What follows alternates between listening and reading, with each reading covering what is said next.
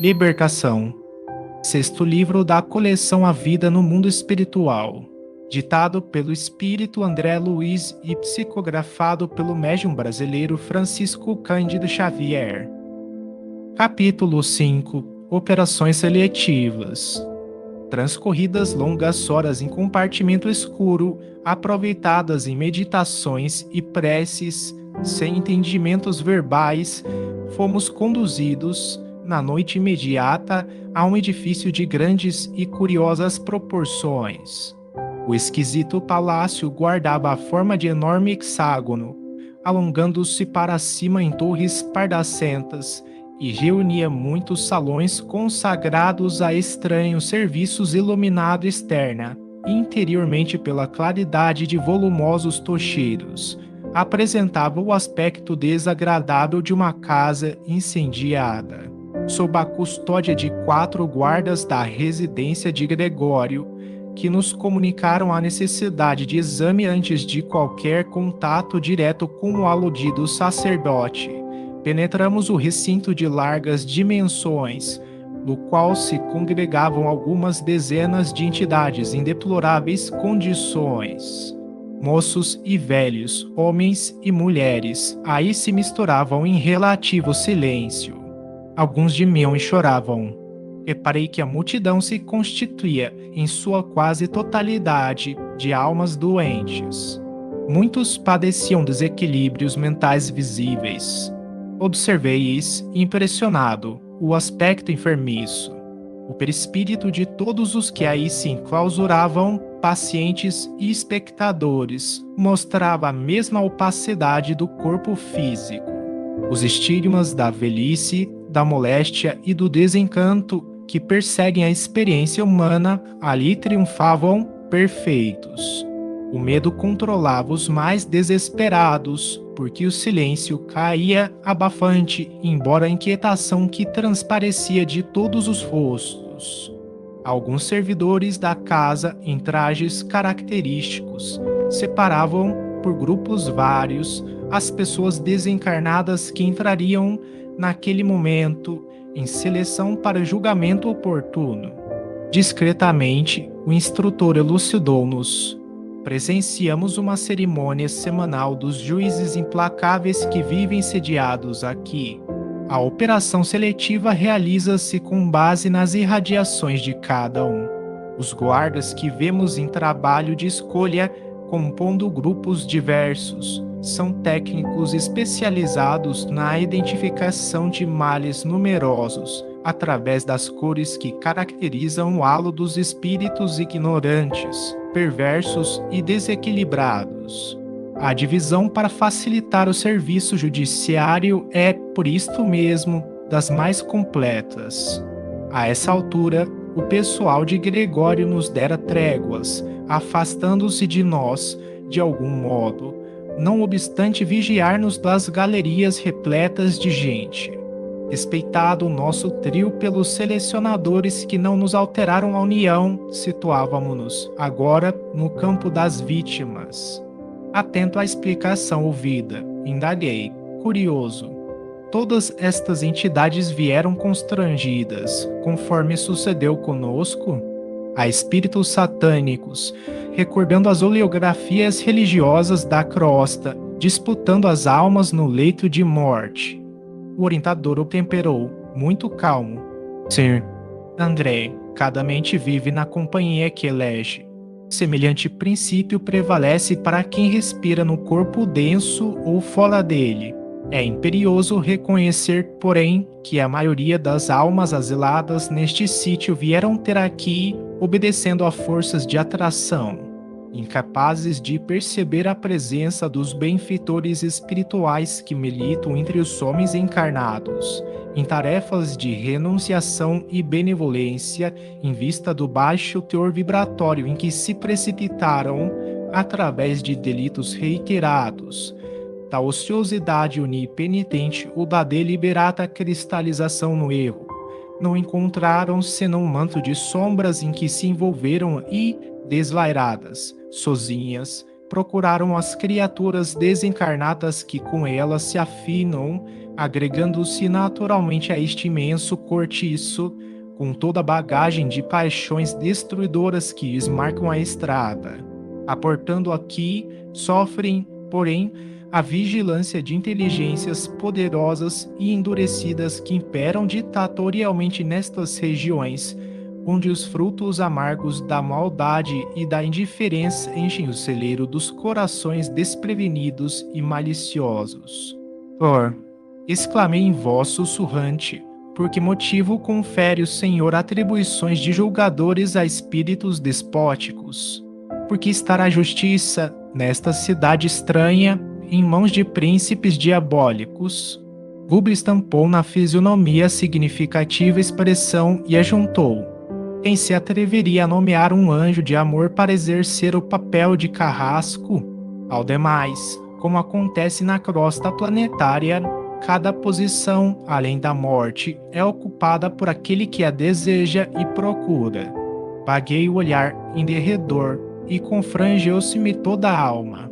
A comunidade das vítimas, arrebanhadas aos magotes, como se fossem animais raros para uma festa, predominavam a humildade e a aflição, mas, entre as sentinelas que nos rodeavam, a peçonha da ironia transbordava. Palavrões eram desferidos desrespeitosamente, a esmo. À frente de vasta tribuna vazia e sob as galerias laterais abarrotadas de povo, compacta multidão se amontoava irreverente. Alguns minutos decorreram, desagradáveis e pesados, quando o absorvente vozento se fez ouvido. Os magistrados. Lugar para os sacerdotes da justiça.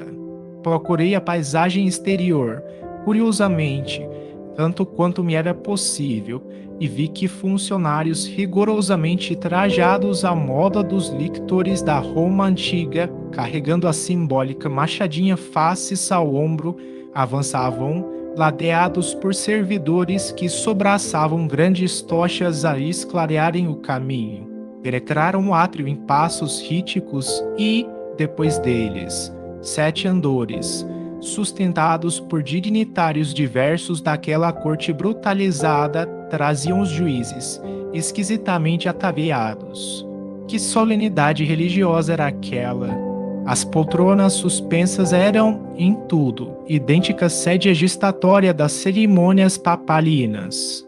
Parando, agora, o recinto, os lictores passaram o instrumento simbólico às mãos e alinharam-se, corretos, perante a tribuna espaçosa, sobre a qual resplandecia alarmante facho de luz.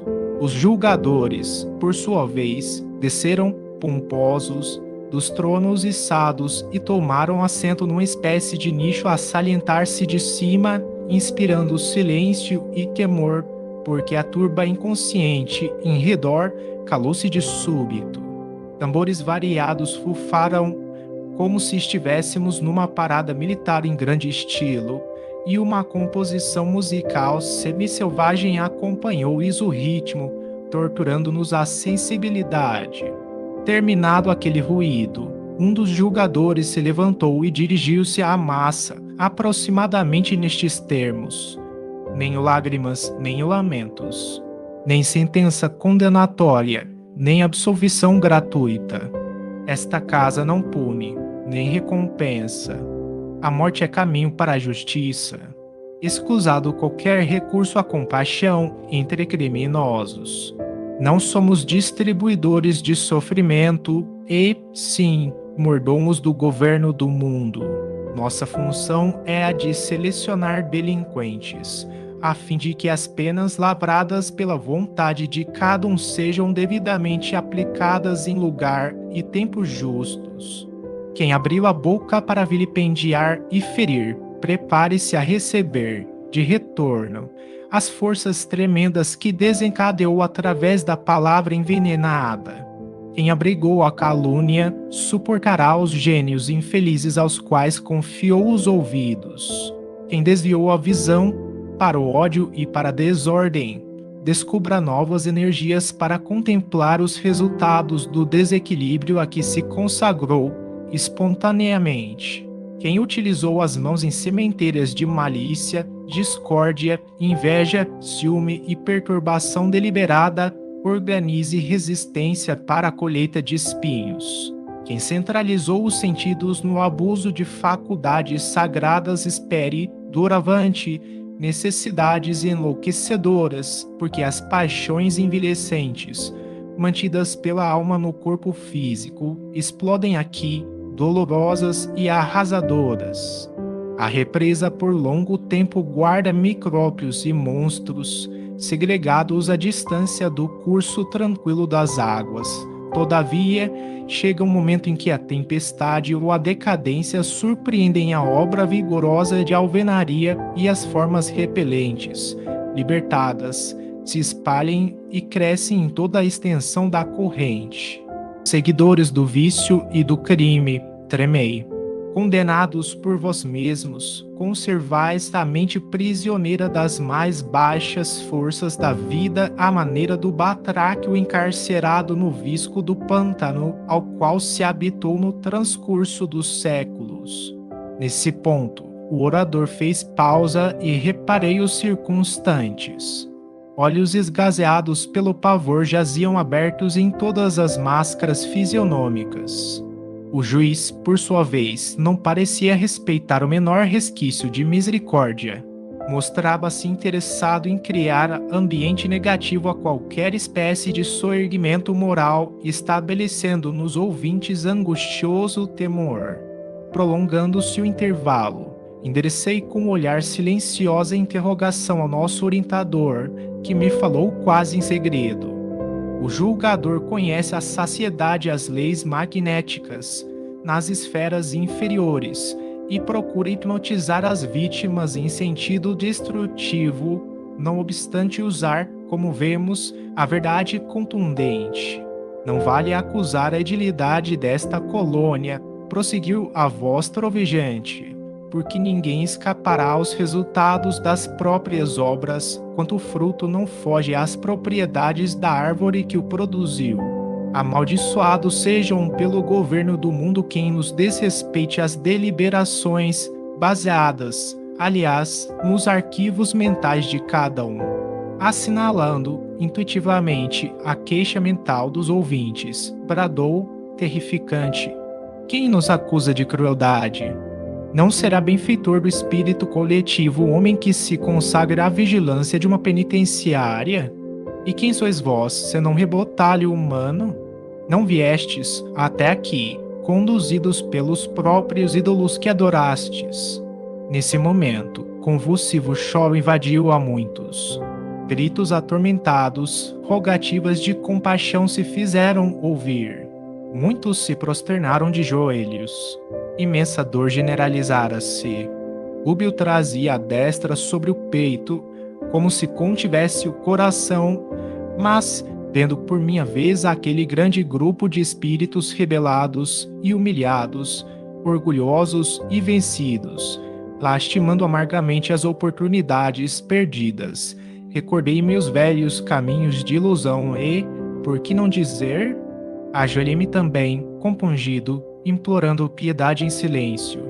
Exasperado, o julgador bradou, colérico: perdão, quando desculpaste sinceramente os companheiros da estrada.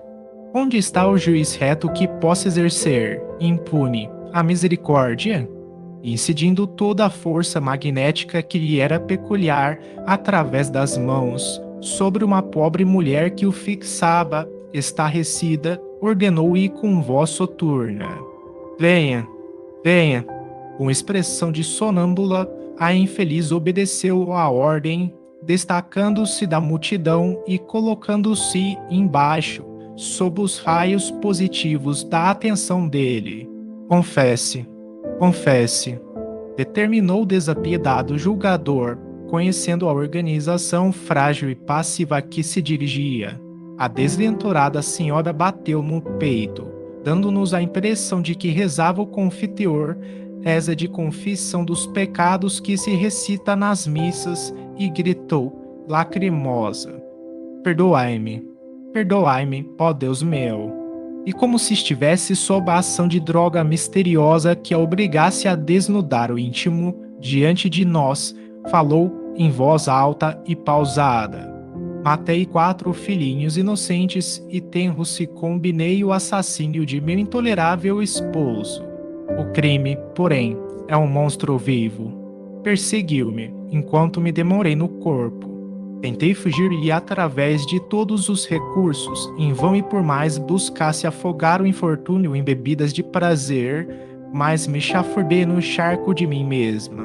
De repente, parecendo sofrer a interferência de lembranças menos dignas, clamou: Quero vinho. Vinho. Prazer. Em vigorosa demonstração de poder, afirmou, triunfante, o magistrado. Como libertar semelhante fera humana ao preço de rogativas e lágrimas? Em seguida, fixando sobre elas irradiações que emanavam do temível olhar, asseverou, peremptório: a sentença foi lavrada por si mesma. Não passa de uma loba, à medida que repetia a afirmação, qual se procurasse persuadi-la a sentir-se na condição do irracional mencionado, notei que a mulher, profundamente influenciável, modificava a expressão fisionômica. Entortou-se a boca, a cerviz curvou-se, espontânea para frente, os olhos alteraram-se dentro das órbitas. Simiesca expressão revestiu-lhe o rosto. Via-se patente naquela exibição de poder o efeito do hipnotismo sobre o corpo perispirítico. Em voz baixa, procurei recolher o ensinamento de Gúbio, que me esclareceu num cicio. O remorso é uma bênção, sem dúvida, por levar-nos à corrigenda, mas também é uma brecha através da qual o credor se insinua cobrando o pagamento. A dureza coagula-nos a sensibilidade durante certo tempo. Todavia, sempre chega um minuto em que o remorso nos descerra a vida mental aos choques de retorno das nossas próprias emissões. E acentuando, de modo singular, a voz quase imperceptível, acrescentou: temos aqui a gênese dos fenômenos de licantropia, desequilíbrio mental em que a pessoa supõe ser um lobo ou outra fera selvagem qualquer, inextricáveis. Ainda para a investigação dos médicos encarnados. Lembras-te de Nabucodonosor, o rei poderoso a que se refere a Bíblia? Conta-nos o livro sagrado que ele viveu sentindo-se animal durante 7 anos. O hipnotismo é tão velho quanto o mundo e é recurso empregado pelos bons e pelos maus, tomando-se por base, acima de tudo, os elementos plásticos do perispírito. Notando, porém, que a mulher infeliz prosseguia guardando estranhos caracteres no semblante, perguntei: esta irmã infortunada permanecerá doravante em tal aviltamento da forma? Fim da longa pausa, o instrutor informou com tristeza: ela não passaria por esta humilhação se não a merecesse. Além disso, se adaptou às energias positivas do juiz cruel, em cujas mãos veio a cair, pode também esforçar-se intimamente, renovar a vida mental para o bem supremo e afeiçoar-se à influenciação de benfeitores que nunca escasseiam na senda redentora. Tudo, Andrei, em casos como este, se resume a problema de sintonia. Onde colocamos o pensamento, aí se nos desenvolverá a própria vida. O orientador não conseguiu continuar. Ao redor de nós, as lamentações se fizeram estridentes. Interjeições de espanto e dor eram proferidas sem rumo. O magistrado, que detinha a palavra, determinou o silêncio e exprobrou asperamente a atitude dos queixosos. Logo após, notificou que os espíritos seletores se materializariam em breves minutos e que os interessados poderiam solicitar deles as explicações que desejassem. Concomitantemente, ergueu as mãos em mímica reverencial e, fazendo-nos sentir que presidia ao estranho cenáculo, fez uma invocação em alta voz, denunciando os gestos a condição de respeitável hierofante na antiguidade, sacerdote e instrutor do culto místico aos futuros iniciados, em grande solenidade. Terminada que foi a alocução, vasto lençol nebuloso, semelhante a uma nuvem móvel, apareceu na tribuna que se mantinha, até então, despovoada. E pouco a pouco, diante de nossos olhos assombrados, 3 entidades tomaram forma perfeitamente humana, apresentando uma delas, a que no porte guardava a maior autoridade hierárquica, pequeno instrumento cristalino nas mãos. Trajavam túnicas de curiosa e indefinível substância em amarelo vivo e revestiam-se de halo afogueado, não brilhante. Essa auréola, mais acentuadamente viva em volta da fronte, desferia radiações perturbadoras, que recordavam a esbraseada expressão do ferro incandescido. Ambos os acólitos da personalidade central do trio tomaram folhas de apontamento num cofre vizinho e, ladeando-a, desceram até nós, em silêncio. Inesperada aquietação tomou a turba, dantes agitada. Ainda não sei de que recôndita organização provinham tais funcionários espirituais. No entanto, reparei que o chefe da expedição tríplice mostrava infinita melancolia na tela fisionômica. Alçou ele o instrumento cristalino, à frente do primeiro grupo, formado de 14 homens e mulheres de vários tipos. Efetuou observações que não podia acompanhar e disse algo aos companheiros que se dispuseram à anotação imediata. Antes, porém, que se retirasse, 2 membros do conjunto avançaram implorando socorro. Justiça, justiça, suplicou o primeiro, estou punido sem culpa. Fui homem de pensamento e de letras, entre as criaturas encarnadas. Por que deverei suportar a companhia dos avarentos? Fitando-se o leitor, angustiadamente, reclamou: se escolheis com equidade, livrai-me do labirinto em que me vejo. Não terminar, e o segundo interferiu, achuntando: magistrado venerável, por quem sois? Não pertenço à classe dos sovinas. Imantaram-me a seres sórdidos e desprezíveis. Minha vida transcorreu entre livros, não entre moedas. Ponto a ciência fascinou-me, os estudos eram meu tema predileto. Pode, assim, o intelectual equiparar-se ao usurário? O dirigente da seleção mostrou reservada piedade no semblante calmo e elucidou, firme: vá mais debalde, porque desagradável vibração de egoísmo cristalizante vos caracteriza a todos. Que fizestes do tesouro cultural recebido? Vosso tom vibratório demonstra avareza sarcástica.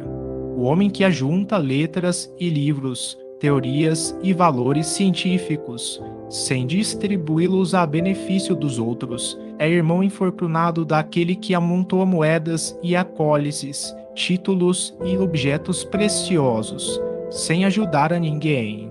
O mesmo prato lhe serve na balança da vida. Por amor de Deus, suplicou um dos circunstantes comovedoramente, esta casa é de justiça em nome do governo do mundo. Afensou o explicador sem alterar-se. Impassível, embora visivelmente amargurado, pôs-se em marcha. Auscultava uma formação de 8 pessoas. Todavia, enquanto se comunicava com os assessores acerca das observações recolhidas, um cavalheiro de faces macilentas salientou-se e exclamou, estadando enorme fúria: que ocorre neste recinto misterioso? Estou entre caluniadores confessos, quando desempenhei o papel de homem honrado. Criei numerosa família, nunca trai as obrigações sociais, fui correto e digno e, não obstante aposentado desde cedo, cumpri todos os deveres que o mundo me assinalou. Com acento colérico, aduzia, aflito: quem me acusa? Quem me acusa? O selecionador elucidou, sereno: a condenação transparece de vós mesmo.